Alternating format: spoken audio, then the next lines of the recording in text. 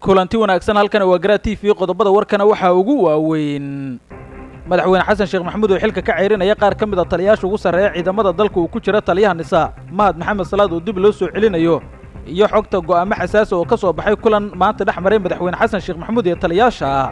madaxweyne ciro oo la sheegay heshiis oo kula jira dawladda federaalka ee Soomaaliya oo naraar ka ahaa safarkii ra'iisul wasaare Xamse Cabdi Barre uu ku tagay magaalada Laascaanood iyo xisbiyada mucaaradka Soomaaliland oo hanjabaad culus u diray madaxweynaha Soomaaliland dawladda Imaaraadka Carabta oo lagu eedeeyay burburinayso Soomaaliya qaar ka mid ah wargeysyada ugu waaweyn caalamka oo tooshka ku ifiyay duulaanka Abu Dubai ee madax banaanida Soomaaliya siyaasiyiinta mucaaradka Puntland oo la saftay ICC qaatumo soona dhaweeyay aqoonsiga dawladda ay siisay maamulkaas iyo dani oo lagu cadaadinayo inuu bedelo saami qaybsiga siyaasadeed ee maamulkiisa wasaaradda arrimaha dibadda ee dalka Yemen oo beenisay in la beecinayo safaaradda Soomaaliya ee caasimadda waddankaas ku taal xilli ay soo baxayeen xoga sheegaya in dawladda Yemen ay xaraashayso safaaraddaas qodobadaas aad ku daawan doontaan warkay baweynaha hadii laga helo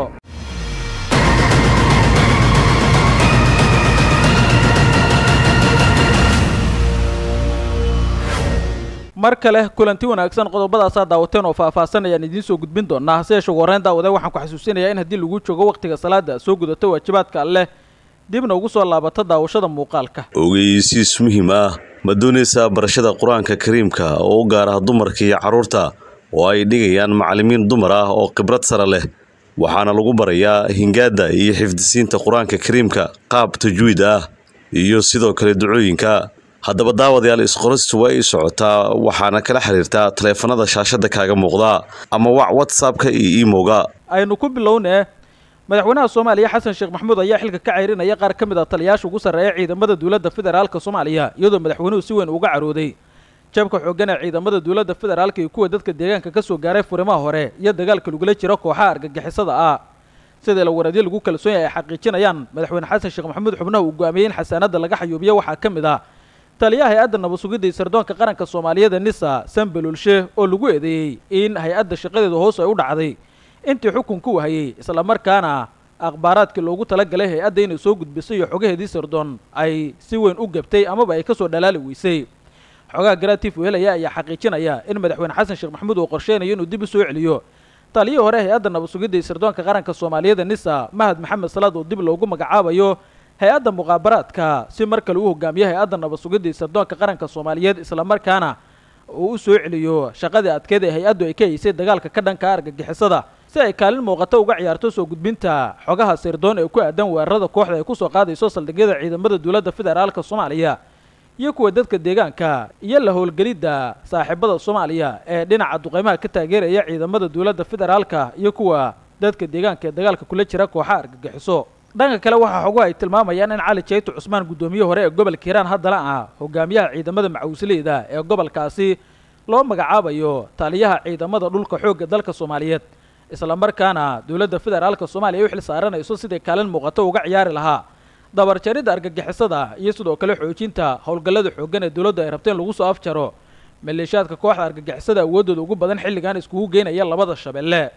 Cali Jeyto iyo dawladdu aragtay in khibrad uu leeyahay soo afjaridda maleeshiyaadka argagixisada iyadoo si weyn loogu xasuusto hogaamintiisii kacdoonkii shacabka reer Hiiraan ee deegaanada iyo degmooyin badan loogu xoreeyay maleeshiyaadka kooxda argagixisada ah sidoo kale waxaa suurtagal in isna la bedelo taliyaha ciidamada xoogga dalka Soomaaliyeed Odawa Yuusuf Raage oo sida la sheegay madaxweyne Xasan Sheekh Maxamuud si weyn ugu canaantay guuldarooyinka xooggan ee ciidamada soo gaaray iyo soo faarujinta degmooyin iyo deegaano muhiim ah oo aadan yabaal ay ugu dambeysay sidoo kale taliyaha ciidamada booliiska ayaa isna waxa la sheegay in loo wado Cabdi Xamiid Dirir oo isna suurtagal ay tahay xilkaas in loo magacaabo waxa xogtan ugu xooggan in taliyaha hay'adda nabad sugidda sirdoonka qaranka Soomaaliyeed Nisa Sanbalulshe la bedelayo iyo in sidoo kale Cali Jeyto Cusmaan isagana loo magacaabayo taliyaha ciidamada dhulka xoogga dalka Soomaaliyeed si dawladdu ay ugu adeegsato dabar jaridda kooxda isla markaana looga faa'iideysto khibradiisa isbeddelkan ayaa loo arkay inuu wax weyn ka bedeli karo guuldarooyinka xooggan ee ciidamada soo gaaray waxaana qayb uu ka yahay istiraatiijiyadda xooggan ee dawladda ay rabtay in markaan ay isticmaasho dagaalka argagixisada isla markaana laga guuro hanaanka hore ee faashil ka noqday dhanka kale waxaa maanta kulan xasaasi ah uu dhaxmaray madaxweynaha Soomaaliya Xasan Sheekh Maxamuud iyo taliyaasha ugu sareeya ciidamada oo hore shir degdeg ah uu iskugu yaaray madaxweynaha ayaa saraakiisha ciidamada ka dhageystay warbixino la xiriira dagaalka argagixisada oo haatan maraya meel xasaasi ah saraakiisha ciidamada ayaana si gaar ah madaxweynaha waxay uga warbixiyeen howlgallada ka socda gobolada Shabeellada Dhexe iyo Hiiraan siday ogaatay warbaahinta madaxweynaha ayaa saraakiisha si weyn ugu canaantay guuldarooyinka ciidamada waxaana uu faray dardargelinta dagaalka argagixisada iyo sidii la iskugu xiri lahaa howlgallada ka socda gobollada dalka oo dhan. guuldarooyinka dagaalka ee dowladda soo wajahay ayuu madaxweyne xasan sheekh maxamuud aad uga carooday sida ilawaradyo xugugaal ah ay u sheegeen warbaahinta, waxaana la filayaa inay baxaan amaba ay soo baxaan go'aamo xasaasi ah si wax looga bedelo qorshaha dagaalka ee dhanka dowladda oo cagta saaray waddadii guuldarrada. ciidamada qaranka ayaa dhowrkii bilood ee lasoo dhaafay waxay sameeyeen dib u gurasho taasoo keentay in deegaano iyo degmooyin badan ay dib ugu soo laabata argagixisadu, isla markaana si sahlan ay ku jabiyaan ciidamada dowladda federaalka iyo kuwa dadka deegaanka ee dagaalka isku kaashanaya. sidoo kale xogaha warbaahintu ay helaysa waxay sheegayaan in madaxweyne xasan sheekh maxamuud uu raadinayo qowro caalami ah oo ka garab siisa dejinta istiraatiijiyadda kooxahan lagu soo afjari karo, waxaana madaxweyne xasan sheekh maxamuud uu u qayla dhaansaday dowlado shisheeye oo turkigu ugu horeeyo si ay ugu soo diraan qoboro dhinaca istiraatiijiyadda ka caawiya. sidoo kale waxaa dowladda ay dalbanaysaa in la siiyo hub culus oo ka awood badan kana argagixisada ay haysato si gebi ahaanba looga takhaluso maleeshiyaadka kooxda ayaa awooddooda ugu badan xilligan u soo raray gobollada dhexe ee waddanka, iyagoo aaminsan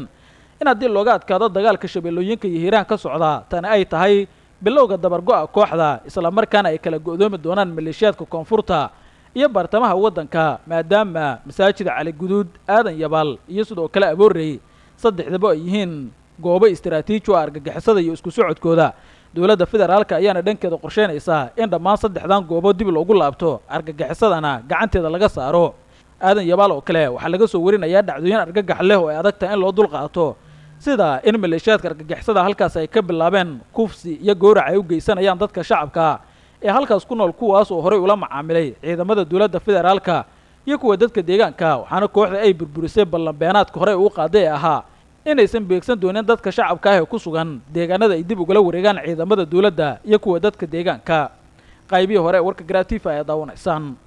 madaxweynaha somalilan cabdiraxmaan cere ayaa lagu eedeeyey in xiriir hoose uu la leeyahay dowladda federaalka soomaaliya, isla markaana heshiisyo muhiima uu kula jiro oo raalli uu ka ahaa safarkii ra-iisul wasaaraha jamhuuriyadda federaalka soomaaliya xamse cabdi barre uu ku tegey magaalada laascanood ee xarunta gobolka sool, kaas oo siyaasiyiinta somalilan qayladhaan xooggan ay ka soo saareen. xubno ka mid a siyaasiyiinta mucaaradka oo la hadlay warbaahinta ayaa sheegay in cabdiraxmaan cere iyo dowladda dhexe wada shaqayn hoose ay ka dhexayso, isla markaana daacad uusan ka ahayn ka hortagga qorshaha dowladda federaalku ay rabto in lagu soo afjaro aqoonsiga somalilan caalamka ay ka raadinayso iyo ictiraafka xilligan loo arko inay tahay wakhtiga ugu dhowaa ee somalilan ay dunida ka heli lahayd. xubnaha siyaasiyiinta ah ee arrintan ka hadlay qayladhaantana soo saaray waxaa ka mid ah faysal cali waraabe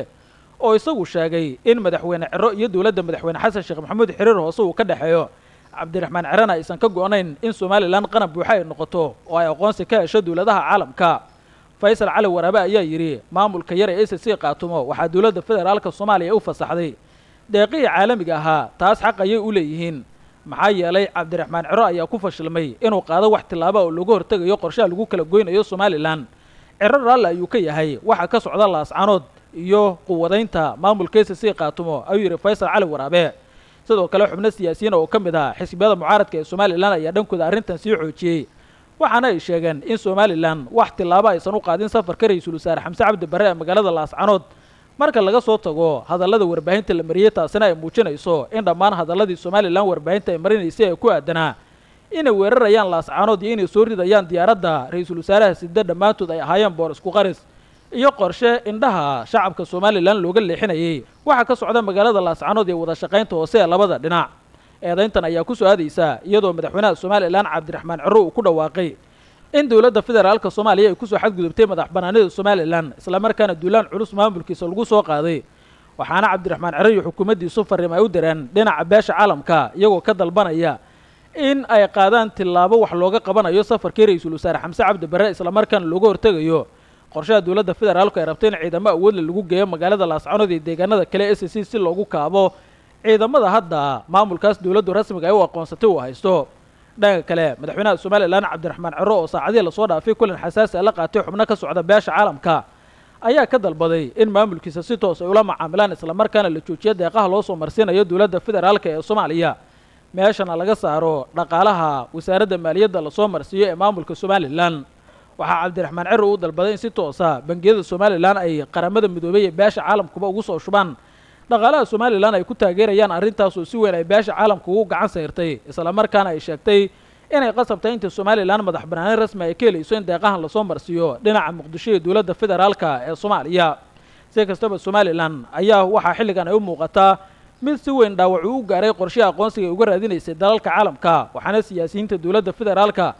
ee ugu horeeyo wasiirka arrimaha dibadda Soomaaliya Axmed Macali Fiiq ay hore u sheegeen in safarka ra'iisul wasaare Xamse Cabdi Barre Al Ascaanood uu soo aftari doono aqoonsiga caalamka Somaliland ay ka raadinayso oo bilihii la soo dhaafay guuxiisu si weyn uga socday Mareykanka iyo Imaaraadka Carabta xilli rajo weyn Somaliland ay ka qabteen dowladda Mareykanka waayeelka hogaamiye Donald Trump uu noqdo madaxweynaha ugu horeeya ee aqoonsiga maamulkan maadaama ninkaas wax walba ay ka suurta galaan dowladda federaalkuna waxay qaaday tilaabo kasta oo uga hortagi karto qorshahaas iyadoo ugu dambeyn loo arkay in safarka ra'iisul wasaare Xamse Cabdi Barre Al Ascaanood iyo aqoonsiga buuxa ee maamulka SSC lagu soo afjari karo ictiraafka Somaliland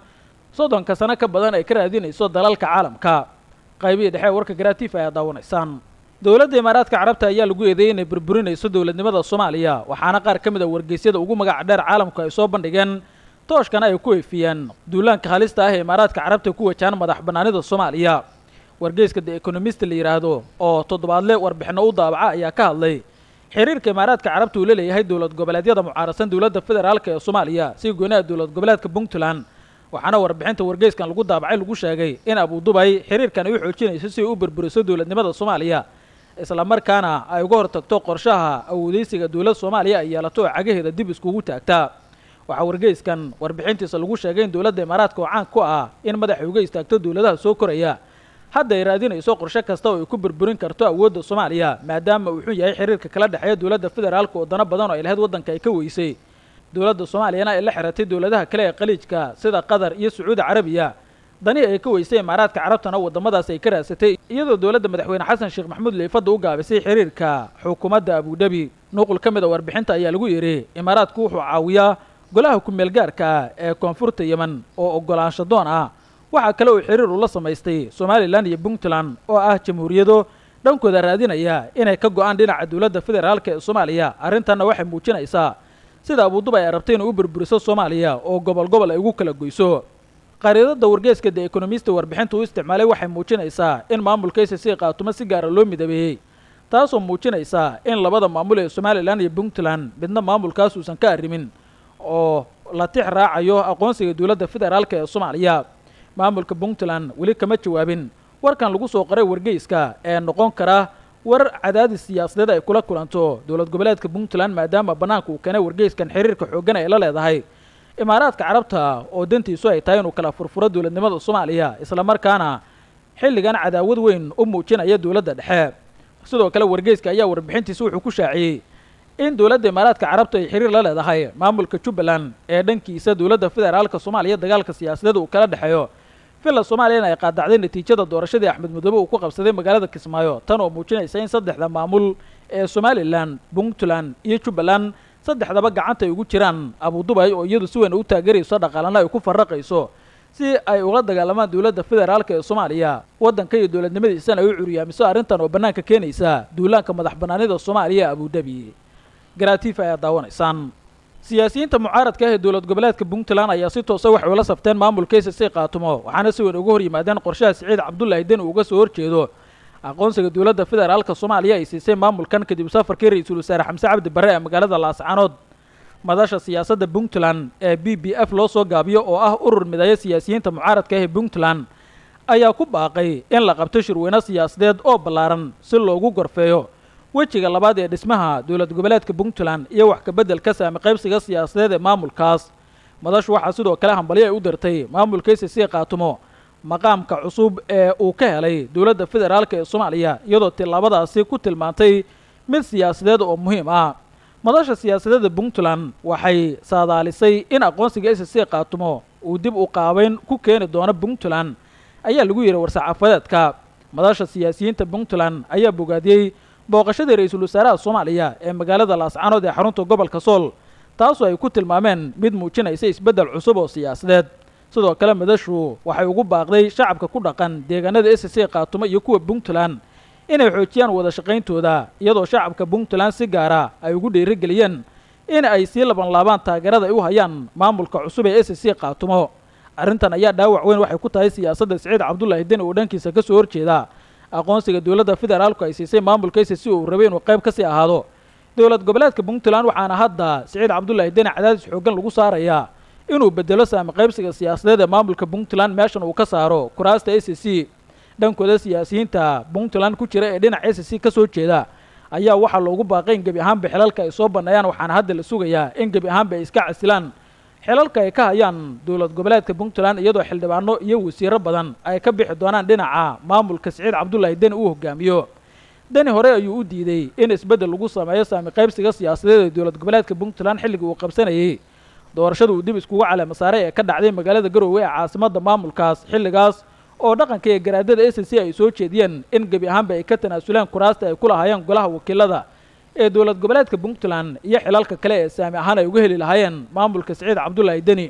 Deni ayaa xildhibaanada soo dhistay si codad uga helo, waxaana ilaa iyo hadda uu ku sii dadaalayaa amaba uu ku faradeegayaa in SSC marnaba gacantiisa aysan ka bixin oo kuraasta sidooda ay ugu yeeshaan dowlad goboleedka Puntland, lagana hortago qorshaha dowladda federaalka ay rabteen maamul awood leh loogu dhiso SSC qaatumo.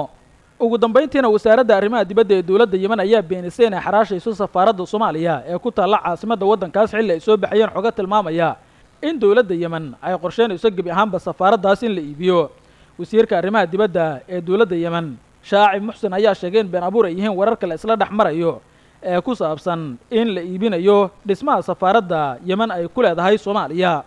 wasiirka arrimaha dibadda ee Yemen ayaa shaaca ka qaaday inay soo gaareen fariimo kala duwan oo ka soo gaaray qaar ka mid ah warbaahinta si uu caddeeyo arrintan la sheegayo ee safaaradda Yemen lagu iibinayo, waxaana uu xuseen arrimahaas oo dhan ay yihiin dacaayadii kuwa lagu sumcadilayo dowladda Yemen.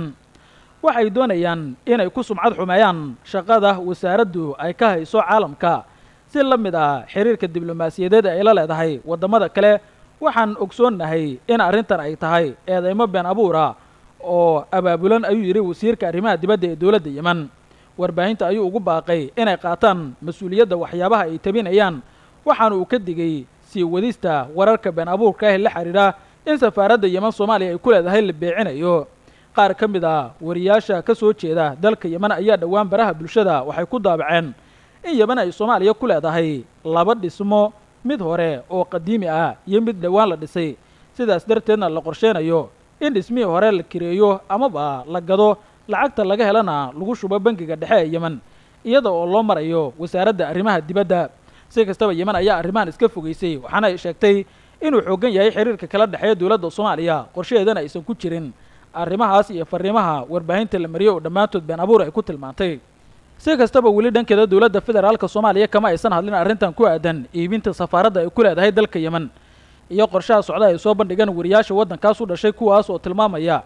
in safaaraddii hore ee qadiimiga ahayd dhismaheeda la rabo in la xaraasho islamarkaana dhaqaalaheeda bangiga Yemen lagu shubo. Yemen iyo dowladda dhexe waxaa sanadihii lasoo dhaafay sii xoogaysanayay xiriirka ka dhexeeya, inkastoo labada dalba xaalado adag ay wajahayaan, haddana waxay iska kaashadaan dhinacyo badan, iyadoo xukuumadda Yemen dhankeeda sheegtay inuu xoogan yahay xiriirka siyaasadeed ee la leedahay xilligan dowladda madaxweyne Xasan Sheekh Maxamuud uu hogaamiyo. guud ahaan intaas ku soo gabagabeynaya wararka ugu dambeeya arrimaha siyaasadda. daawad hadday tahay markii ugu horeysay ee channelka soo booqata nagu soo biir, subscribe loo sii share garaa saaxiibo badan si uu gaaro. tani kulanti dambe amaan Allah.